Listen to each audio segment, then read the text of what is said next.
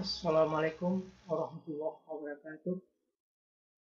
Saya Musa Junid dalam seri kuliah Sistem Informasi Akuntansi dengan topik pengambilan keputusan dan kebutuhan informasi.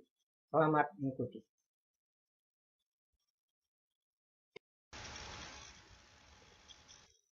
Pengambilan keputusan dapat dikelompokkan jadi dua. Yang pertama, pengambilan keputusan intuitif dan pengambilan keputusan sistematis.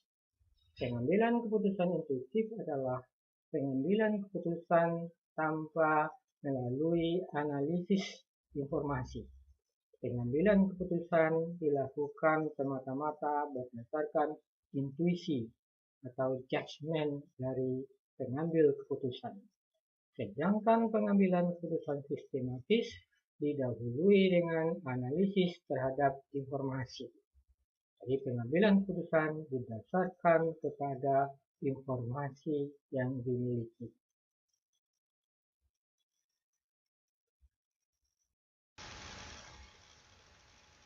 Langkah-langkah dalam pengambilan keputusan sistematis.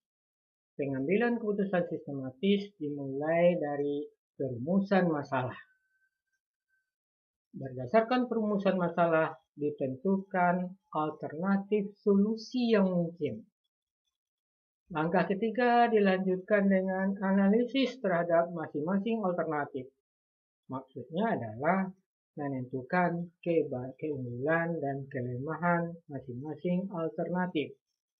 Berdasarkan analisis, kita pilih alternatif terbaik.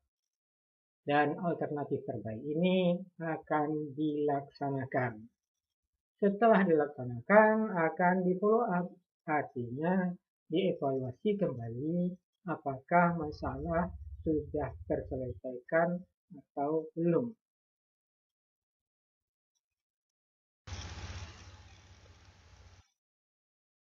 Sistem pengambilan keputusan sistematis dapat dikelompokkan berdasarkan struktur masalah. Pertama, pengambilan keputusan yang terprogram untuk masalah-masalah yang terstruktur.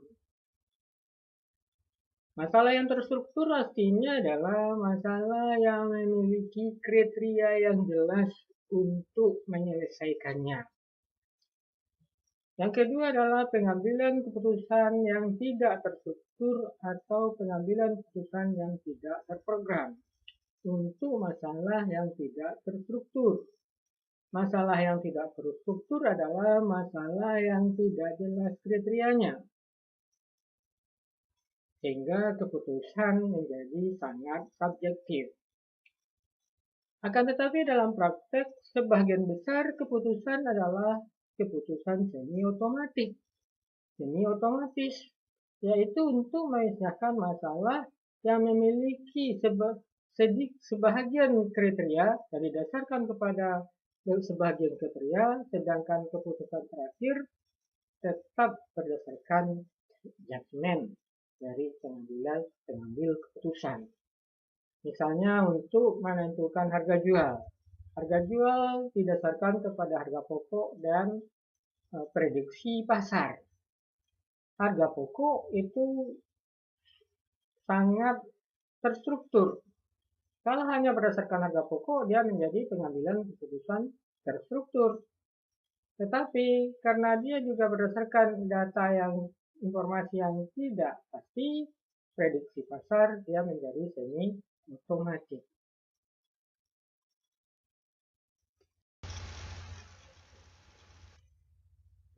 Jenis-jenis pengambilan keputusan berdasarkan level manajerial. Pertama, pengambilan keputusan untuk strategic planning. Kedua, pengambilan keputusan untuk tactical planning. Tiga, pengambilan keputusan operasional. Pengambilan keputusan pengendalian operasional. Dan keempat, pengambilan keputusan untuk operasi. Misalnya pengambilan keputusan operasi oleh seorang kasir untuk menentukan jumlah uang yang harus dia kembalikan. Nah, itu sangat terstruktur dan dilakukan oleh lower level management atau bagian operasional.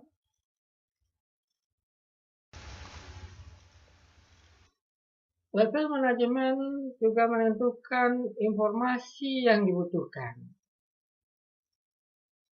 Semakin tinggi level manajemen membutuhkan informasi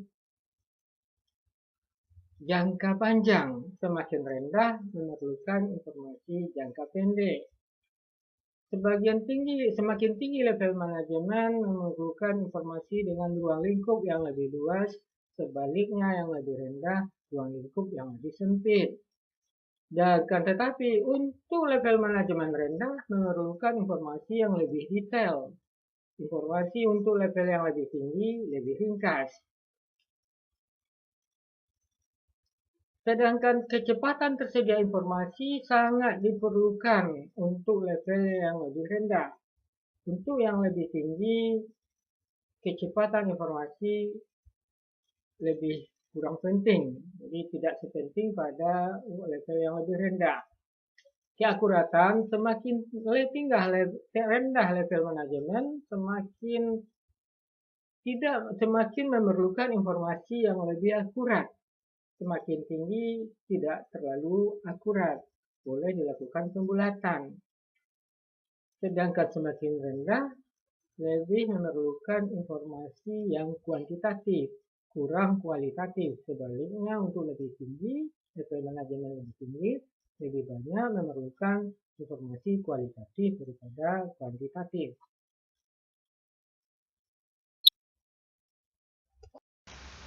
Demikian, Assalamualaikum warahmatullahi wabarakatuh.